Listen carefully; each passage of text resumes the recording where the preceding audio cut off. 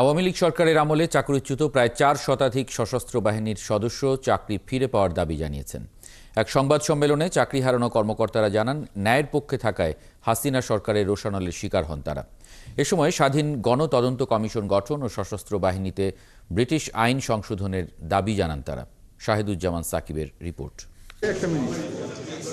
চাকরিতে পুনর্বহালের দাবিতে অন্তর্বর্তীকালীন সরকারের হস্তক্ষেপ কামনা করেছেন বিগত সরকারের সময়ে চাকরি হারানো সশস্ত্র বাহিনীর প্রায় ৪ শতাধিক সদস্য।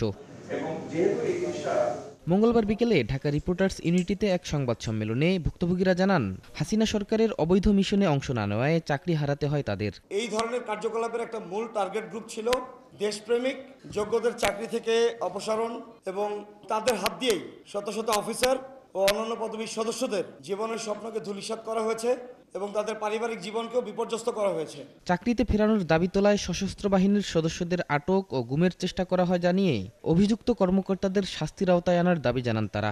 যারা এই সিস্টেমের সাথে জড়িত আছে, যারা এখনো ফ্যাসিস্টের চিন্তাভাবনা লালন করে, তাদের পূর্ণ আমাদের যে অবৈধভাবে আটক করছে সেই আটকটার একটা পূর্ণ তদন্তের মাধ্যমে যারা এটার সাথে যুক্ত আছে তাদের শাস্তির দাবি আমরা করছি।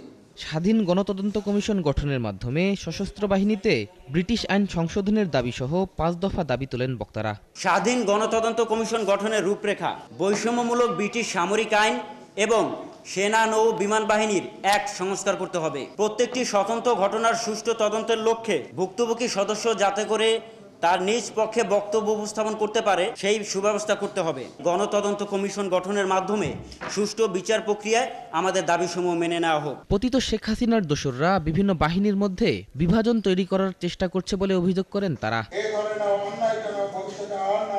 শাহিদুজ্জামান সাকিব, ৭১, ঢাকা।